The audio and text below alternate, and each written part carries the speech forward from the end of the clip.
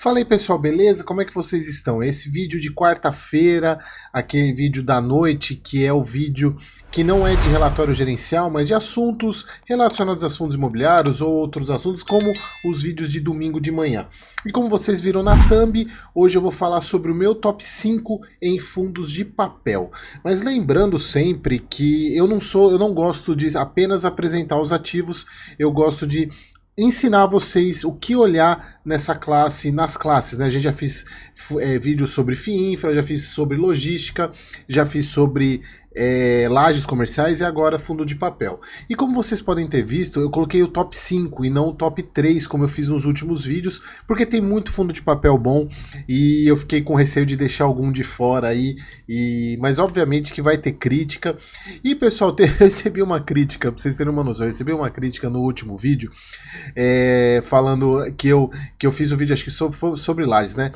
Falando 38 minutos de vídeo para falar apenas de 3 fundos, eu podia ter sido mais objetivo. Primeiro, pessoal, o que eu sempre falo, e eu, pelos comentários, acho que a grande maioria de vocês pensa assim: quer vídeo curto, vai pro TikTok. Não tem, aqui é vídeo para você aprender, não é. Obviamente que eu tento ser o mais objetivo possível, mas alguns pontos eu preciso trazer para vocês. Eu não quero deixar o meu canal com assuntos superficiais, eu quero aprofundar para que agregue conhecimento para vocês. Inclusive, nessa primeira parte do vídeo é sobre análise de fundo de papel, as coisas que vocês precisam ver antes de eu falar dos ativos em si. Então vamos lá, pessoal. Então, falando sobre os fundos de papel, primeiro ponto, pessoal, é aquela questão de fundamentos, e vocês vão ver, para quem assistiu os últimos vídeos, a parte de fundamentos ela é basicamente a mesma, porque você olha fundamento de uma mesma ótica em todos os tipos de fundo imobiliário, embora você vai pegar pontos específicos, mas os fundamentos são basicamente os mesmos. Primeiro, gestora especializada no segmento. E aí, vocês vão ver que eu já estou até dando spoiler sobre os fundos que eu vou trazer. A maioria são fundos da Kinea. E é inevitável e inegável que a Kinea é a melhor gestora em termos de fundos de papel que a gente tem hoje. Embora vocês vão ver que tem um fundo de papel aí no top 5 de uma gestora mais fora do padrão, fora desse mainstream, como a gente pode falar, mas a Kinea não tem o que falar. Então ela é especializada nesse segmento, não tem muito para onde a gente fugir. Relatório gerencial bem elaborado, você precisa ter todos os pontos que a gente vai olhar na parte de indicadores. Vocês precisam achar essas informações no relatório, ou se não tiver no relatório, vocês precisam ter o caminho no relatório para poder achar isso no site ou em planilha de fundamentos, mas vocês precisam ter esse tipo de informação, ou seja, o relatório ele precisa ser bem elaborado. Patrimônio, pessoal, assim como nos outros fundos, o patrimônio ele é um requisito mais subjetivo. Obviamente que, assim, isso eu falo para você que está começando, sempre busque fundos imobiliários com patrimônios grandes, com patrimônios acima de 1 bi, patrimônios acima de 2 bi. E por que eu falo isso? Porque, pessoal, existe uma grande chance de você ter uma maior diversificação, uma menor exposição a risco em fundos com patrimônio maior do que fundos com patrimônio menor, porque quando você tem um patrimônio menor, não tem a chance dele diversificar, de ele ter vários ativos na carteira. E tendo menos ativos na carteira, a chance de você ter uma maior exposição ao risco, uma menor relação de risco-retorno é muito maior. Então, sempre, isso principalmente para quem está começando a investir em fundos imobiliários agora, sempre procurem fundos imobiliários com patrimônio mais elevado. E isso também tem muito a ver a questão com a gestora especializada, que também tem a ver com o track record do fundo, quanto tempo ele está no mercado. Você tem fundos obviamente mais novos, fundos de papel, existem fundos de papel que são antigos, inclusive alguns do que eu vou citar aqui, eles são bem antigos, mas fundos de papel ganharam muito mais relevância no período pós-pandemia, exatamente pelo fato de são fundos que pagam mais dividendo, exatamente pela dinâmica, né, esse ponto de como que funciona o fundo de papel, ele paga mais dividendo, não necessariamente no longo prazo ele vai trazer mais retorno, mas no curto prazo, no dividendo, ele acaba pagando mais porque o indexador, a inflação, o CDI é pago diretamente no rendimento, enquanto que no fundo de tijolo, o reajuste inflacionário ele acontece uma vez por ano. Então e as revisionais acontecem de 3 em 3 anos, as renovações de contrato de 5, 10 anos, então você tem um rendimento menor, mas por outro lado, o fundo de tijolo, você conta com a valorização do bem, você conta com a valorização do prédio, do galpão logístico. Já o fundo de CRI, o fundo de papel, você não tem a valorização da dívida, você tem o pagamento dela, o pagamento do principal, mais os juros e a correção monetária, e o que vem para você no seu rendimento são os juros e a correção monetária, então por isso que o fundo de papel tende a pagar um pouco mais. Emissões de acordo, aqui pessoal, a gente tem um ponto e nesse caso, obviamente, que emissão abaixo do valor patrimonial em fundo de papel também é ruim, assim como em fundo de tijolo. Porém, o patrimônio de um fundo de papel, ele oscila diariamente, exatamente por causa da marcação dos CRIs na carteira. Já o fundo de tijolo, a avaliação, como vocês já sabem, vocês que já estão me acompanhando mais tempo aqui no canal, e se você é novo, tem vários vídeos aqui no canal explicando sobre isso, a valorização a valorização do patrimônio ou avaliação do patrimônio é feita uma vez por ano. Então você tem aí você pode falar, Eric, mas o fundo de tijolo ele oscila um pouquinho de patrimônio entre um mês e outro. O que é isso? É a valorização, a variação do patrimônio dos ativos de caixa, porque o fundo de tijolo ele tem os imóveis, mas ele pode ter um pouquinho de CRI, ele pode ter renda fixa, assim, e esses ativos eles oscilam todo mês. Então, a emissão no caso de fundo de papel, obviamente que emissão abaixo do valor patrimonial a gente tem que olhar, mas tem que tomar muito cuidado para avaliar a emissão quando que foi a integralização das cotas, mas isso aqui é um outro assunto para um outro vídeo. Mas o que eu quero dizer é assim, você tem que acompanhar, a gestora fez muitas emissões abaixo do valor patrimonial, custos exagerados, se o fundo está pagando os custos ou se é ou quem vai participar da emissão está pagando, emissões caras, né, com custos caros, 2, 3, 4%, então sempre avaliem isso, beleza? Bom, agora que a gente já viu os fundamentos, vamos falar sobre os indicadores, pessoal. Aqui do mesmo jeito dos outros vídeos. Quais são os indicadores que a gente avalia em fundo de papel? Primeiro, diversificação e quantidade de CRIs. E aqui, pessoal, eu falo também não somente na quantidade de ativos, mas também de devedores. Você precisa ter um fundo imobiliário, e aí, se vocês pegarem em comparação com os outros fundos, eu coloquei também diversificação, mas a diversificação no caso de CRI, eu coloco ela com muito mais peso, porque a diversificação, como a gente está falando de um fundo de dívida, de um fundo o fundo imobiliário de fundo de papel empresta o dinheiro e recebe o pagamento desse empréstimo atrelado mais os juros e a correção monetária. Então, a chance de você ter inadimplência, a chance de você ter o devedor, dependendo do quanto que ele tem que pagar por mês, se são taxas altas, a gente vai falar sobre isso daqui a pouco. Então você tem uma chance maior de ter inadimplência. Então, quanto mais CRIs o fundo tiver, menos exposto você vai estar a esses problemas. Não que você não vai ter os problemas, mas você tem um fundo que tem 10 CRIs é diferente de você ter um fundo que tem 100 CRIs. Porque se você tem um problema de um CRI, né, com 10, é 10% do fundo com problema. Já aquele que tem CRIs é apenas 1%. Então a diversificação na quantidade, diversificação de devedores também, mas principalmente na quantidade de CRIs é muito importante. Vamos voltar aqui. Concentração de CRI em relação ao patrimônio do fundo. Aqui não basta você apenas ter a diversificação na quantidade, você precisa ter também quanto que cada CRI representa na receita do fundo. Porque você pode ter, por exemplo, 10 CRIs num fundo que você tem cada um deles representando 10% do patrimônio. são basicamente todos iguais.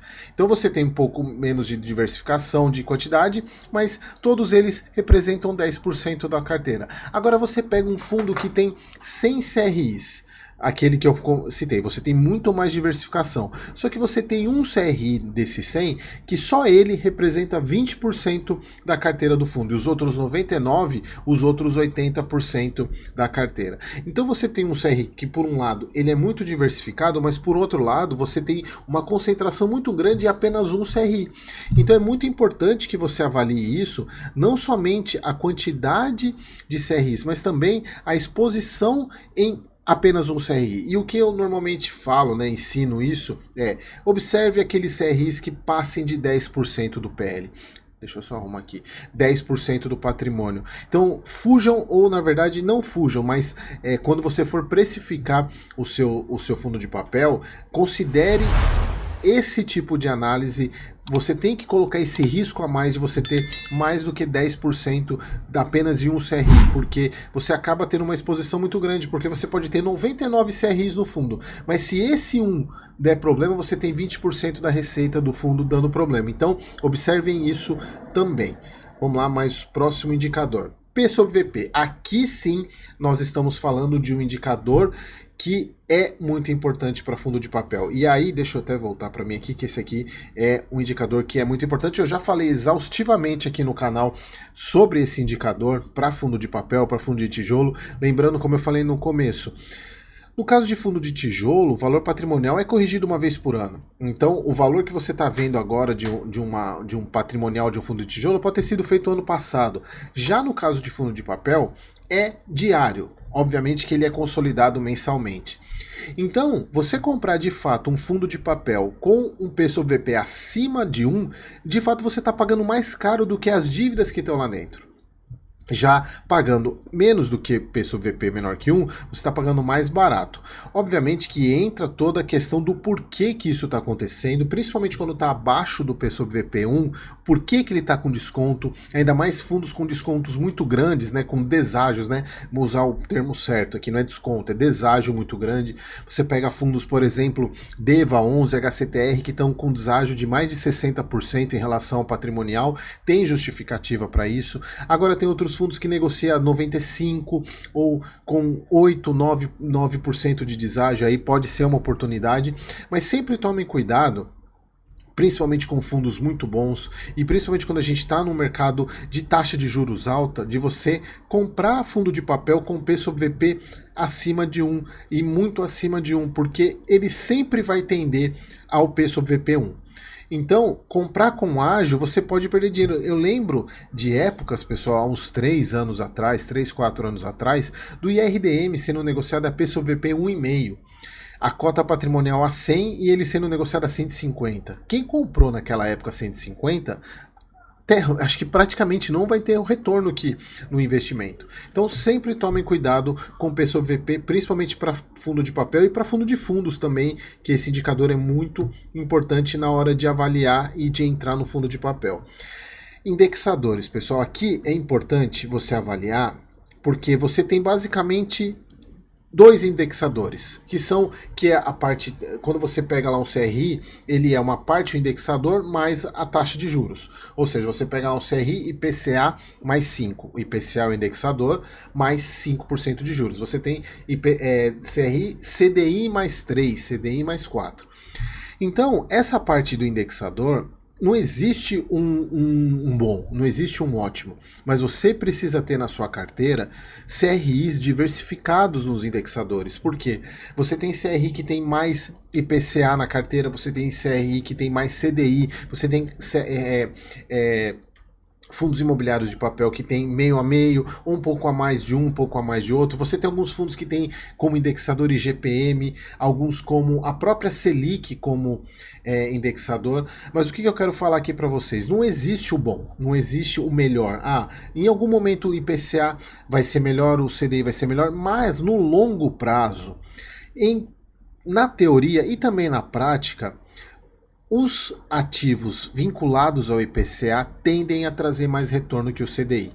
Isso é o estudo, se você pegar no longo prazo, normalmente o IPCA tende a trazer, e até porque no caso do IPCA, você está pelo menos protegendo o dinheiro o patrimônio protegido da inflação.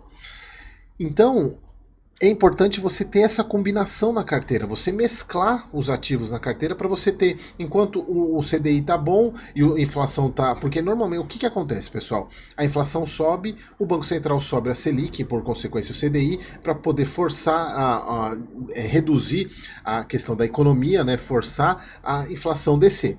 Então, primeiro sobe a inflação para depois subir a Selic. Quando a inflação cai, o CDI começa a cair. Mas percebam que tem um descasamento aqui. Então é sempre importante você estar posicionado nas duas pontas, você ter os dois ativos para aproveitar os melhores cenários. E você vai ter fundo imobiliário que tem muito mais CDI, tem outro fundo imobiliário que tem muito mais IPCA, tem fundo imobiliário mesclado. É importante você sempre ter essa diversificação na carteira.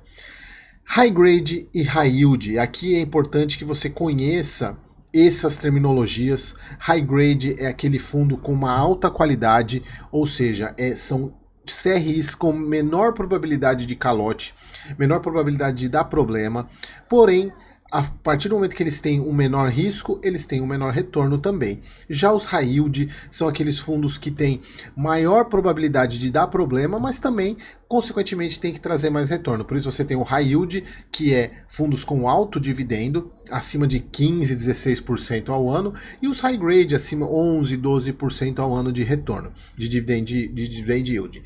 E aí como é que você pode olhar e falar, Eric, como é que eu sei, olhando para um CRI, se ele é high grade ou high yield? São vários questionamentos, eu até posso fazer um vídeo aqui mostrando ponto a ponto, mas pessoal, uma maneira fácil de você pegar é você pegar o CRI, pegar lá IPCA mais 5, IPCA mais a parte de juros. Você compara com a NTNB, pode ser 2035.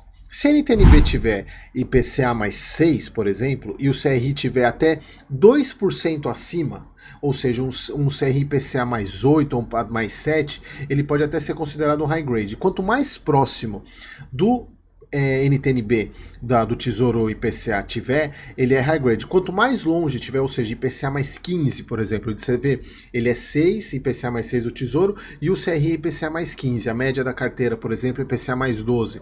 Então, se a gente passar de 4, 5% do spread, da diferença entre a carteira de CRI do fundo e o título público, você pode considerar ele high yield. E também tem outras questões que a gente vai ver, a questão de subordinação também. Quanto mais risco você tem, mais tendência para high yield. Eric, eu prefiro ficar fora de fundos imobiliários de high yield. Eu não gosto de high yield, até porque você tem, dependendo do regime, eu até posso trazer, se vocês tiverem interesse, um vídeo mostrando como é que contabiliza regime caixa e regime competência. Tem fundos com regime competência high grade que às vezes podem pagar até mais dividendo que um high yield, dependendo do tipo de regime contábil. Mas eu prefiro não arriscar, eu prefiro fundos mais high grade até o mid risk na minha carteira de fundo imobiliário. Eu fujo um pouco dos high yield, tá bom? Subordinação, que é o que eu estava falando, você tem os CRIs, pessoal, aqui tem vídeos aqui no meu canal explicando o que é a subordinação, a questão das classes do CRI, você tem CRI de cota única, CRI de cota sênior, mezanino e a júnior. Então normalmente são 4 tipos, né? A única, que é basicamente um devedor, quando você tem mais de um devedor, você pode ter cotas sênior, mezanino e a júnior, sendo que a júnior é a mais arriscada, a mezanino é a intermediária e a sênior é a mais segura. Em termos de recebimento, quando for fazer o pagamento do CRI, primeiro recebem as cotas sênior, depois as cotas mezanino e por fim as cotas júnior. Então a inadimplência sempre começa nas cotas júnior. Ou cota júnior, tem alguns lugares que chamam essa cota de subordinada também. O que isso significa você avaliar? Em tese, fundos high yield, eles têm mais porcentagem de cotas júnior, mezanino ou cotas subordinadas, júnior ou subordinada, porque são aquelas cotas que pagam mais. Elas são as cotas que têm IPCA mais 15, mais 16, mais 20, porque elas são mais arriscadas, porém elas têm que trazer mais retorno. Então, quando você olha um fundo que ele tem muita cota mezanino, muita cota júnior, provavelmente ele é um high yield. Agora, fundos mais high grade é basicamente cota sênior ou cota única. Então sempre avaliem essa questão das cotas no fundo que vocês estiverem investindo. LTV, lonte o velho. Pessoal, aqui a gente já está falando das garantias do CRI. Lembrando sempre, pessoal, o que são as garantias? Para o CRI ele funcionar, ele precisa ter uma garantia atrelada à dívida, até para a taxa de juros ser mais adequada para quem tá pegando esse empréstimo, para o devedor. Lembrando, pessoal, por que o empréstimo pessoal, quando você vai no banco, ele tem uma taxa de juros muito maior do que o financiamento imobiliário? Exatamente porque no crédito pessoal você não dá garantia nenhuma por aquele dinheiro. Então a chance de você não ter inadimplência, o banco é muito maior. Porque se você deixar de pagar, o banco não tem nada para poder pegar, para poder pagar essa dívida. Então, normalmente, quando as garantias são menores, você não dá garantia, as taxas de juros são maiores, não é à toa que cartão de crédito e cheque especial são as maiores taxas, porque você não precisa fazer nada para ter um empréstimo, para ter o dinheiro. Já o financiamento imobiliário, se você deixa de pagar a dívida, o que acontece? O banco vai te tomar um imóvel para pagar essa dívida. Então, o CRI, ele sempre tem que ter uma garantia relacionada ao mercado imobiliário. Pode ser alienação fiduciária, a gente vai falar sobre as garantias daqui a pouco, né? Alienação fiduciária, cessão fiduciária e fundo de garantia. Normalmente são essas as garantias mais comuns, né? AF, CF e FG. A F, alienação fiduciária, que é um imóvel, uma cessão de direitos, uma cessão fiduciária ou um fundo de garantia. E quando a gente está falando do lonte velho, é o quanto que dessa garantia equivale ao valor da dívida. Então, como é que a gente faz essa conta? Você pega o valor da dívida e divide pelo valor da garantia. Concorda que quanto maior a parte do denominador, que é a parte de baixo, o valor da garantia, menor vai ser o resultado? Então, se você tem, por exemplo, uma dívida de 100 milhões, um imóvel de 100 e um imóvel avaliado em 100 milhões, uma garantia avaliada em 100 milhões, esse LTV vai ser 1. 100% vai ser 1. Agora, se você tiver uma dívida de 100 e uma garantia de 200, vai dar meio. Ou seja, quanto menor o LTV, melhor, porque você pode ter quanto menor a LTV significa que o bem dado ou a garantia dada para essa dívida é capaz de pagá-la. Então, quanto menor de 1 significa que o bem dado como garantia vale mais do que a própria dívida. Se ele passar de 1 ou 100%, significa que o bem dado como garantia vale menos do que a dívida. Então, sempre avaliem o LTV. A ideia é sempre ter a LTV 60, 50, no máximo 70, vocês vão ver alguns fundos que tem. E aí também entra a questão do high yield. Normalmente os high yield, eles podem ter LTV acima de 1. Então, isso é importante também vocês tomarem um cuidado com esse tipo de avaliação. Mas, por outro lado, também, existem algumas situações que é aí que entra mais detalhe a avaliação, aqui já é um plus desse vídeo. Você pode ter fundo high yield com LTV menor do que um high grade. Aí você fala, Eric, como assim? Um bem dado como garantia num high yield vale mais do que num caso de high grade? Sim, exatamente por causa disso. Porque se você tem um devedor que é mais arriscado, você vai cobrar dele uma garantia muito maior do que um menos arriscado, que é o caso do high grade. Então você pode ter situações onde um fundo high grade pode ter um LTV maior do que um high yield ou de um fundo mais arriscado. Exatamente porque no caso do fundo mais arriscado, quem fez a securitizadora que fez o CRI vai cobrar uma garantia maior. Fala, eu sei que você pode ter problema, então eu preciso de uma garantia maior. Então, normalmente não. Você pode ter casos onde um fundo mais arriscado, um high yield, mid risk, tem um LTV menor do que um fundo high grade. Beleza? Voltando aqui, já estamos acabando essa parte de fundamentos. E as garantias, como eu já falei, você tem basicamente as garantias, o AF, vocês vão ver nos relatórios como AF, alienação fiduciária, CF, cessão fiduciária e fundo de garantia. Como é que funciona basicamente essas garantias? A F é um bem, é um imóvel. Você pode ser o próprio imóvel objeto do empréstimo, por exemplo. O devedor pegou pegou um CRI para poder comprar um imóvel. Esse imóvel pode ser a própria garantia dessa dívida. Ou o devedor dá um outro bem como garantia. Então é a mais segura, é a melhor garantia. É quando você tem um ativo real. Já a cessão fiduciária, por exemplo, eu quero comprar um terreno e eu tenho um imóvel alugado. O que eu faço? Eu dou como garantia o recebimento desses aluguéis. Ou seja, eu faço uma cessão fiduciária desses aluguéis para dar de garantia para o meu CRI. Percebam que essa garantia, por mais que ela seja boa, ela é mais arriscada, porque eu dependo de quem está pagando o aluguel continuar pagando, porque se ele parar de pagar, perde-se a garantia. E por fim, o fundo de reserva, que é o devedor fazer um caixa, falar, eu vou fazer um caixa aqui de 3, 4 prestar as parcelas de pagamento, e aí se eu ficar inadimplente, você usa isso daí para pagar. Obviamente que depende do tamanho do fundo de garantia. Dificilmente alguém vai fazer um fundo de garantia no valor da dívida. Não faz o menor sentido, porque ele tem o dinheiro, então não faz o menor sentido. Então vocês vão ver composições de garantia. Você vai ver um CRI com várias garantias. Tem CRI com AF, CF, FR. Então você sempre avalie as garantias. Obviamente, voltando para a questão do high grade, quanto mais AF tiver, mais alienação fiduciária, muito mais high grade é o CRI, beleza? E por fim, a duration. Pessoal, o que é a duration? Duration, de uma forma muito simples, é o prazo que o CRI, que o fundo imobiliário vai receber o valor de volta. Então vamos lá, eu emprestei, o fundo imobiliário investiu num CRI 1 milhão, ele emprestou 1 milhão. E esse CRI, ele tem uma duração de 10 anos, uma validade de 10 anos para o devedor pagar esse 1 milhão. Então ele vai pagar mensalmente o valor do principal, do 1 milhão emprestado, mais os juros e a correção.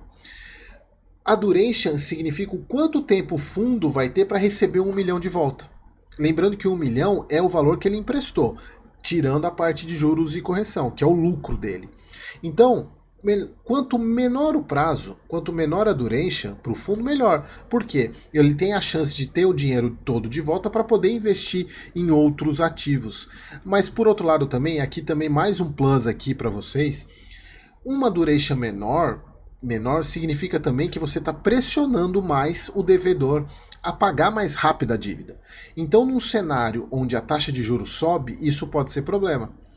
Inclusive eu comento bastante isso sobre fiagro, né? Com fiagros com durations muito curtas, você pressiona o devedor a pagar muito mais rápido. Para o fundo, obviamente, é melhor porque ele vai receber. Mas para o devedor é ruim, pode ser ruim, porque ele é mais pressionado a fazer o pagamento da dívida, né? Para fazer o pagamento das amortizações do CRI. Beleza, pessoal? Então agora que nós fechamos, deixa eu só mostrar aqui para vocês, né, os indexadores para vocês, se alguém quiser printar. Agora vamos para o meu top 5. E como não poderia deixar, e aqui pode ter alguma controvérsia, na minha visão, o melhor fundo de papel que nós temos no nosso mercado é o Canip. O Kinea Índice de Preços, que é um fundo 100% atrelado à inflação. É o nosso fundo com o maior patrimônio, 7,6 bi. Se eu não me engano, tem um fundo aqui, a gente já dá até para ver aqui o terceiro, né, o KNCR, que é próximo, né, o próprio XPML chegou próximo desse valor aí de patrimônio líquido. 6 e alguma coisa, né? Mas na minha visão, hoje o Canip é o melhor, na verdade, hoje não, há muito tempo é o melhor fundo de papel que a gente tem. Ele é um fundo que ele é 100% inflação, ou seja, ele te entrega, todos os CRIs são vinculados à inflação, e eu gosto muito dele porque ele é praticamente um real time de inflação. Ele entrega a inflação muito rápido. Deixa eu ver se ele mostra aqui qual que... Esse aqui é o último relatório agora de setembro, mas olha só, ele já está entregando a inflação de julho e de junho. Na verdade, ele é de agosto, né? Ele é o relatório de agosto, e ele sempre entrega a inflação do mês do mês anterior. Então, por exemplo, agora esse mês de agosto, que a inflação foi deflação, provavelmente a renda do Canip já no mês que vem deve cair, exatamente porque a deflação é uma inflação negativa e a remuneração, você não vai ter uma inflação negativa, você vai ter uma inflação, você vai ter um zerado nesse ponto, nessa parte da correção. Você tem os juros, né, IPCA mais alguma coisa, a parte de IPCA vai vir zerada.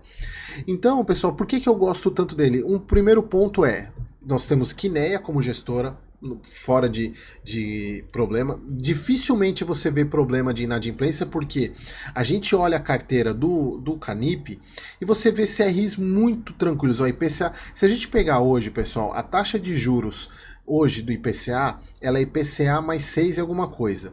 Olha só, a gente tem um monte de IPCA mais 5, com na aquisição uma taxa menor, foi comprada a taxa de aquisição menor do que a taxa de hoje. Obviamente que a de marcação ela fica um pouquinho maior, mas se vocês forem ver, não tem nenhum IPCA, assim, tem um aqui que é difícil achar um IPCA mais 9, mas assim, é muito raro. Então você vê uma carteira bem diversificada, você vê uma porcentagem, o CRI com maior participação no patrimônio 4,8, lembra que eu falei a questão da participação? Então tem CRI tem praticamente, olha só a quantidade de CRIs, 100 CRIs no portfólio, e aí a gente vê, pô, se der problema em um CRI, você vai ter um problema, tem CRI aqui que representa 0,1% da carteira, e a gente está falando de uma carteira de 7 bi. Então, pode ser um CRI até grande, mas no cômputo geral, ele representa muito pouco. E aí que eu falo para vocês, quando eu falei da questão de patrimônio, você vê um patrimônio tão grande, a quantidade de CRIs, o valor, o volume. Então, eu gosto muito do Canip, porque ele atende praticamente a todos os requisitos lá que eu coloquei como sendo importantes. E, assim, não tem fora O grande problema dele, eu coloco ele como top 1, mas o grande problema dele que eu vejo é esse daqui. Cadê? Ele é um ativo para investidor qualificado. Infelizmente, hoje até isso justifica a menor quantidade de cotistas que ele tem. Ele tem 78 mil para um tamanho de patrimônio desse tamanho. Porque ele é um fundo para investidor qualificado. E até por isso que eu trouxe um top 5. Porque não é todo mundo que pode investir no Canip. O Canip, para você investir no Canip, ou você tem que ter R$1 milhão investido em patrimônio, ou você ter uma certificação aceita, né? CEA, CNPI, essas certificações assim para você ser um investidor qualificado. Então, infelizmente, obviamente, pessoal, que tem muitas pessoas que não são e investem, né?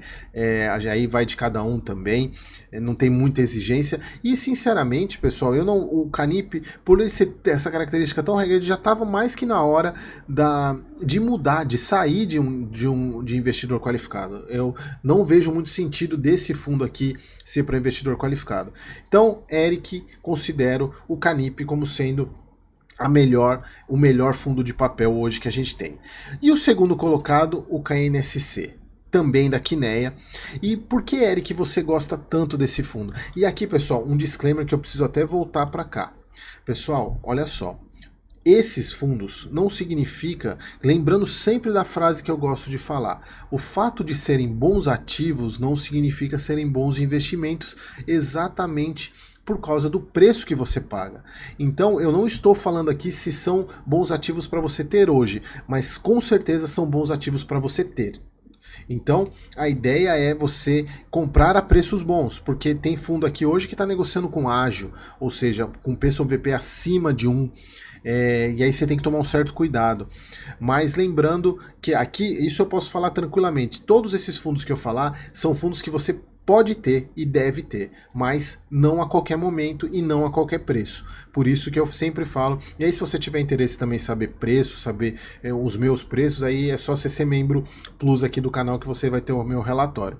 E por que eu gosto tanto do KNSC? Inclusive ele já tá, deixa eu voltar aqui, ele tá em emissão, acabou de passar por um processo de emissão, vai aumentar o patrimônio dele, vai chegar para perto de 2 bi ou mais de 2 bi de patrimônio. Mas por que eu gosto tanto dele? Porque ele é um fundo muito bom, olha só, por causa principalmente disso, ele é um fundo equilibrado, ele é um fundo quase high grade, mais para o mid risk. Se a gente for ver as taxas dele hoje, é um IPCA mais a inflação, IPCA mais 8, quase 9, então a gente está 3% mais ou menos de spread em relação ao título público, a parte de CDI já também é quase, então hoje ele é classificado como um mid risk, mas quase um high grade. Ele seria um high grade se a gente fosse pensar na questão da própria gestora, mas ele é, pela característica dele, um mid-risk, mas eu gosto muito dele por causa dessa composição equilibrada de indexadores, desculpa. É quase meio a meio. Aí você pode estar pensando, Eric, eu, na verdade, não pensando, mas eu gosto muito de usar a analogia, é o seguinte, o KNSC, ele é um fundo flex, é um carro flex, ou seja, ele anda tão bem na gasolina quanto no álcool. Porém, ele não atinge o maior potencial nem da gasolina e nem o maior potencial do álcool. Então, atende muito bem os dois lados. Então, por isso que eu gosto muito dele. É um fundo que é muito bom para quem está começando a investir também em fundo de papel, ter porque quando você tem uma inflação baixa, como a gente vai ter agora, a parte de CDI segura, porque o CDI, inclusive o CDI vai aumentar. Em tese, é o que a gente está vendo, aí o CDI deve terminar o ano a mais de 11%. Então, por exemplo, o Canip vai sofrer, porque a inflação está baixa e ele não tem nada de CDI, então ele não vai ter essa recuperação, não vai ter esse. Agora o KNSC, ele perde na inflação, mas ganha no CDI. Então vejam, ele é bem equilibrado, mas também quando tem inflação muito alta, metade só da carteira dele vai bem. Embora quando a inflação está alta, o CDI também está alto, então acaba que ele é muito equilibrado. Então eu gosto muito dele, sem contar que é da Kinea também. Então o meu segundo fundo é o KNSC. Terceiro fundo, KNCR. Aí você, Eric, você é fã da Kinea? Sou fã da Kinea, não adianta, sou fã da Kinea. O KNCR, ele é o par do Canip. Porque já quando a gente falou, como eu falei para vocês, olha o patrimônio dele muito próximo do Canip, fez recentemente emissão também. O Canip é 100% IPCA, o KNCR é o 100% CDI da Kinea. Ele é, se a gente observar aqui, ó, ele tem um 0,4 de IPCA, mas ele é 100% CDI, uma parte que é a caixa, né, é a Selic aqui que ele tem. Então, ele é o fundo complementar ao Canip. Então, você podendo investir no Canip, é muito importante você ter os dois, porque você acaba tendo o bom dos dois lados, né? Que seria como se você tivesse o KNSC, só que você tem o Canip e o KNCR. Só que aqui a gente está falando de um fundo totalmente high grade, assim como o Canip, aqui nós estamos falando de um high grade bem high grade mesmo, assim como o próprio Canip é high grade, ultra high grade, digamos, né? Se existisse essa categoria, eu poderia classificar ele como ultra high grade.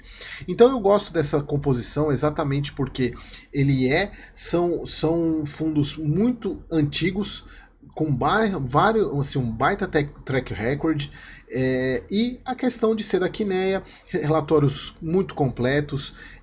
Então eu gosto muito dessa composição desses três fundos, né? Você tem Canip, KNSC e KNCR. Se você não puder ter o Canip, tem o KNSC, porque você acaba englobando os dois. Já o KNCR não é para investidor qualificado e também pode ser investido por qualquer investidor. Então gosto muito desse daqui. Então lembrando, top 1 Canip, KNSC e KNCR. Top 3, HGCR. Esse para mim é excepcional também, mas é um fundo que tem muito difícil entrar, exatamente porque ele dificilmente negocia com deságio. E é um fundo espetacular, paga rendimento altos com frequência, uma carteira também high grade e de uma gestora que agora virou Pátria, né? Então esse é um ponto que a gente vai acompanhar para ver como é que vai ser a gestão do Pátria, né? Mas é uma gestão da CSHG, a equipe continua, é um fundo que ele tem uma questão de composição, ele é muito mais IPCA, mas ele trabalha muito bem essa questão, porque ele trabalha nessas composições, inclusive o próprio fundo veio aumentando IPCA nos últimos meses. Gosto muito, mas é um fundo que é difícil de achar ponto de entrada. Inclusive, eu até cheguei a comentar em umas análises recentes dele que ele perdeu o cotista e, na minha visão, os cotistas mais, não experientes, mas mais de curto prazo, saem dele por causa de custo de oportunidade, pegar o dinheiro dele e investir em outros fundos mais descontados, porque dificilmente ele abre janela, e assim, quando abre janela é aquela vontade de encher o carrinho. Então é um fundo muito bacana, gosto muito do HGCR. A composição de carteira dele, cadê? Ele acho que tá aqui, né? Atualmente é 72 inflação e 28 CDI. Então ele não é meio a meio como o KNSC, mas a gestão é muito ativa nisso, né? De trabalhar com essas características. A gente vê aqui que ele é um relatório espetacular em termos de informação, é muito bom, muito bem informativo. Aqui você tem aqui a gente vê o maior exposição é o Almeida Júnior, 6%, então nenhum CRI acima de 10%. Muito bom também, assim, para mim, tá no top 5 tranquilamente. Aí ele fica disputando aqui com o KNSC a questão de melhores fundos. E por fim, pessoal, o último fundo que eu acho que muitas pessoas vão concordar comigo é o nosso AFHI11. O AFHI11, pessoal, ele é um fundo de papel, um fundo pequeno, ele começou faz pouco tempo, ele é um fundo mais recente, um patrimônio pequeno de 438 milhões comparado aos outros fundos que eu citei, mas aqui, pessoal, ele é um fundo mais... ele tem uma característica de mid risk, porque ele tem uma carteira high grade e uma carteira high yield. Então ele acaba aqui mesclando, ele dá uma carteira mid risk. Mas por que eu gosto tanto dele? Primeiro, transparência da gestão. Inclusive, anotem aí no calendário de vocês, dia 23 de setembro, live com a gestão da FHI. A gente vai falar bastante sobre esse fundo, as perspectivas deles. Depois eu vou deixar um link com perguntas aqui para vocês fazerem. Então eu gosto muito desse fundo porque, primeiro, gestão extremamente transparente, traz muito resultado para o cotista, tem muita informação, a gente vê as compras que eles fazem, é uma gestão muito ativa e principalmente, pessoal, aqui é um dos fundos hoje, uma das gestoras hoje, que pensa mais no cotista. E como é que a gente vê isso? Emissões. As últimas emissões do fundo, nenhuma delas teve custo para o cotista. Quem arcou com os custos da emissão foi a gestora, e não foi nem o fundo, e nem o cotista, e nem quem ia participar, foi a gestora. Não tem alinhamento maior do que esse no pensamento para o cotista, mostrando que dá para fazer. Por outro lado, também, não tendo custo de distribuição, normalmente as emissões não são 100% bem sucedidas, mas os investidores não estão muito preocupados com isso. Inclusive, eles fizeram um movimento no último mês aí de trocar uma carteira, essa carteira, o CRI Pernambuco, vender uma taxa maior para comprar taxas menores. Eles já me responderam o e-mail falando que a estratégia da gestão reduziu um pouco o risco da carteira. Assim, muito bom essa visão, sempre pensando no cotista. Então é um fundo que é pequeno ainda, né? Eles fizeram a composição de carteira dessa vez, fazem taxa de retorno de operações que eles, para mostrar o resultado das operações que eles fizeram. Então assim, é um fundo muito bacana, gosto muito do FHI, é um fundo que eu tenho certeza que ainda não cresceu tanto, exatamente porque ele está indo devagar, pensando muito mais no cotista do que no próprio retorno da gestora. Então assim, eu acho que ele tem tudo para...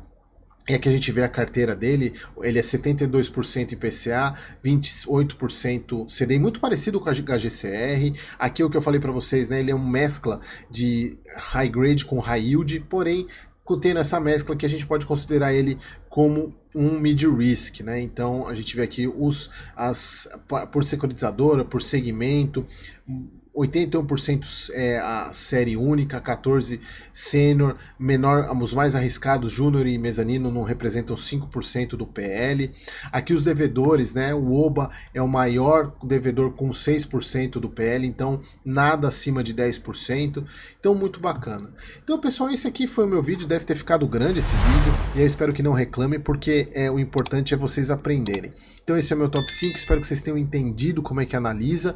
E é isso aí, pessoal. Espero vocês no próximo vídeo.